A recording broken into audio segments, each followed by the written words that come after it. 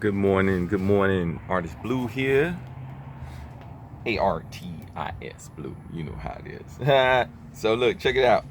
I am going to head over to Santa Monica Boulevard, the pier, and I'm putting together my. This goes on the outside of my RV, attached to the racks, and it's going to more likely, be one of the good parts to help draw attention to the vehicle. I'm also going to have my cards attached to this, to let people know I got them for sale. I'll also sell some artwork too. All right, just wanted to reach in, touch base with y'all, let y'all know that ArtisBlu is out here and we about to get it cracking. All right, I'll holler at y'all. Peace. You know what? Wait a minute. Do I have any tip today? Or RV tip? You know what? Before I go, let me give an RV tip today. If you are thinking about RVing full time, and this is only with me talking about like my what has it been? I think almost 99 days now. This is my little experience. So if you are planning on full-time RVing out here in Cali, just know that you have to keep moving when you're in the city. I'm not sure about when I'm on the beach. I see people park on the beach and do their thing there, and they sell their stuff, and they're there all day. And so I'm gonna do that and see how that goes. But as far as like parking somewhere overnight and stuff like that, there are places within the city that you can park. They seem a little, the ones that have like RVs and stuff like that, some of them, the ones I've seen, seem sketchy at best.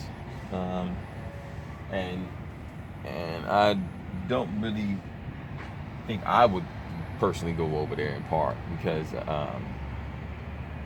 I don't know how people are here in the city just yet, and I would hate for me to be sleeping and somebody looks in my van, in my RV, and be like, oh, you know what, I need that part.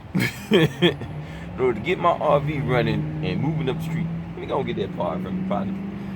I'd hate for that to happen, and we ain't gonna do that. So I usually keep to the outskirts of the major cities like LA and stuff like that. I'm out here in like, this is not Santa Monica, I think it's Rancho. I'm out here in Rancho, which seems like a really cool laid back area, and it's been decent. It's been decent. People have been really nice, and that I've met. I haven't really met that many people, but the ones that I have met, they've been all right. They've been really nice. But if you're coming out to do your thing in RV, just don't be a burden to anyone. If you're full-time RVing, don't be a burden to any of the stores that you're at. Because if you're boondocking and stuff like that, like I boondock a lot, and I choose not to be a burden to any of the stores. I ask before I park for the night, and that has been that. I ask, and I've had no's from several people that say, no, you can't park here, or no, you can't, da da da da da. And they have good reason. They say it's because their security is a little headstrong, and they want to da da da da, and they'll run you off and blah blah blah blah. And so I just listen to the people, and I'm like, okay, I just accept it as a thank you, and keep it moving. So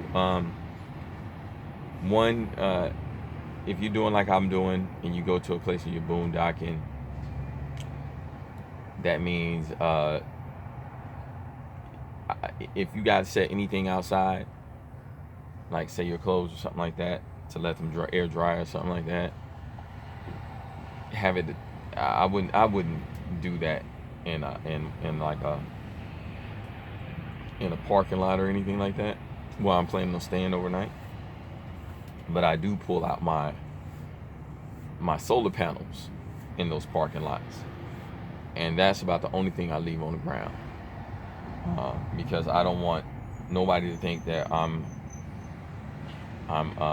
taking advantage of their space and just being a dick about being there. You know, I don't leave trash on people on property and none of that stuff. And it's just common courtesy, man. You know, it's just common courtesy, common etiquette, things that people should know to do. But unfortunately, you do have some people out here that don't do stuff like that, you know. And most of the times, I think it's not even like real RVers that's doing it. I think it's sometimes you might get somebody that has a little bit more money than the other person, and they'll be like, you know what, I don't like seeing these RVs over here. I'm gonna buy a used RV for about $1,000 or something like that. I'm gonna sit it up there and I'm gonna let it break down and look as if it's an eyesore and blah blah blah blah. And that's gonna cause these people to get these RVs from out of my property, or so I don't see these RVs as much. But you know, that's how some people are. Some people are dicks and shit like that. So you know, it is what it is. We have to deal with them as much as we have to deal with the good people, right? You know. But that's it. That's all I have to say for the night. Well, no, this morning. That's all I have to say this morning. Have a wonderful day, and thank you for watching. Peace.